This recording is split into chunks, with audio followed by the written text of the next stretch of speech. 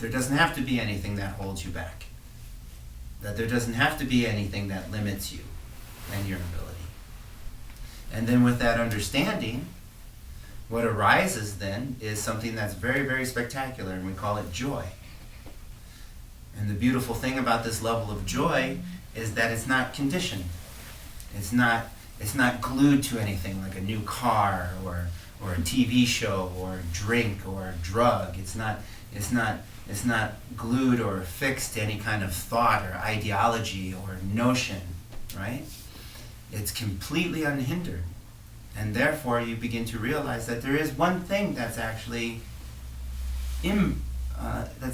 permanent or lasting. And that's this potential, and that's this ability to experience joy. And then when one feels this joy, one begins to be very, very natural in one's actions that are compassionate or beneficial to others. So when we practice meditations, and if you go to different Buddhist centers, whether it be like Zen or a different form of Tibetan Buddhism or Theravadan or Thai Buddhism, all different kinds of methods or meditations or practices that one can do to understand how the mind works, right?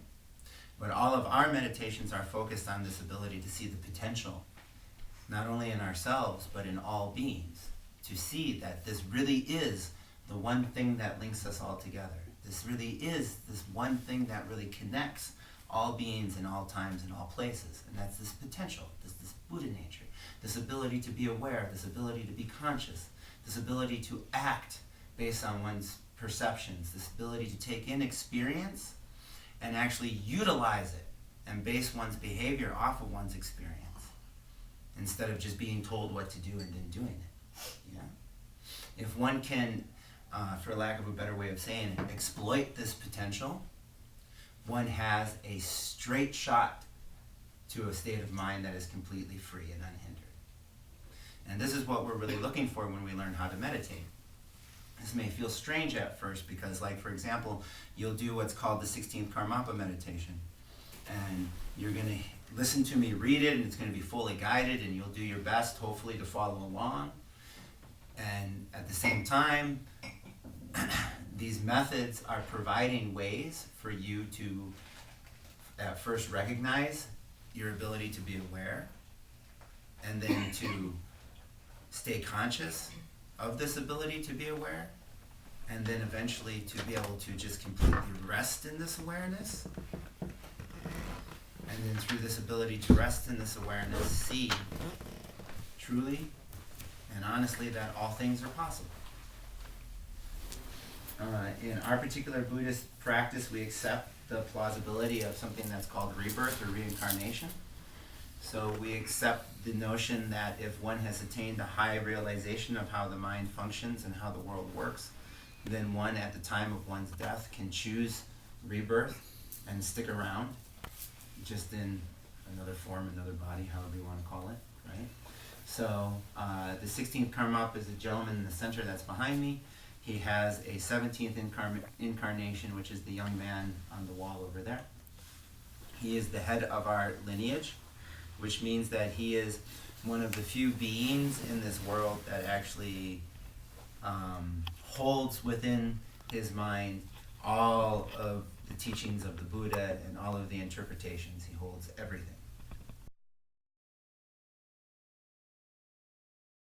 This end to suffering is this path that Buddha taught. Well, that can be, for some people, in the mind of the beholder, in the sense that some people could just believe that that's not the only way out of suffering, right? And the Buddha and all of his practitioners after him were open to that. There's probably many paths and many ways to practice where one can gain a really good understanding of how not only the world functions, but how the mind functions. But in this case, if we look just within these three truths, we realize something very, very profound. Even something that is an antidote to suffering that's as relative or as conventional as something like the 12-step path, right? Like Alcoholics Anonymous or something, you know?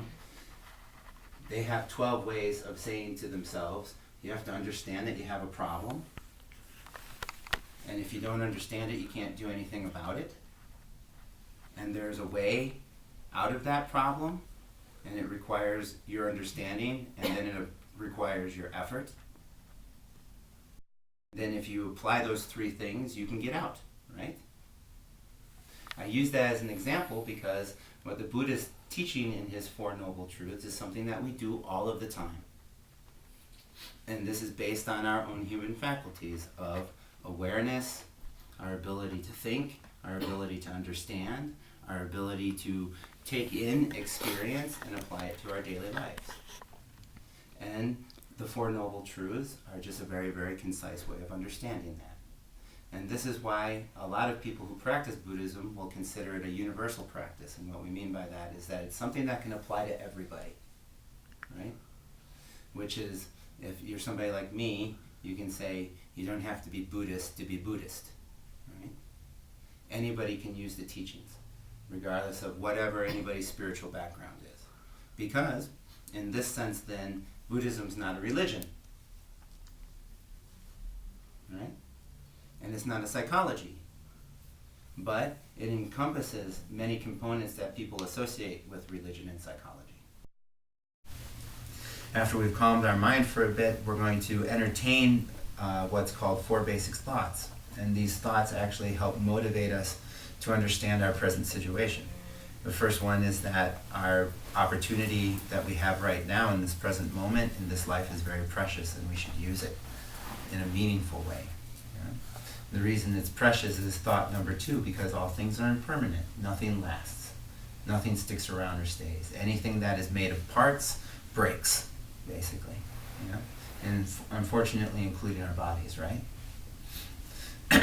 Well, we know that things are impermanent because of the third thought, that causes have effects, that actions always lead to results, and there is no thing that always stays the same. And then if we can understand, if we can hold these three thoughts in our mind, we begin to realize that now is the perfect opportunity to do something meaningful, to focus on things that are meaningful, focus on things that can bring at least a somewhat lasting benefit to our lives and to the lives of others. And with these four thoughts in our mind, then we do something that's very important in all forms of Buddhism, and this is refuge. Refuge is can be for some people like seeking shelter from a storm or relying on something else until we feel strong enough to do it ourselves.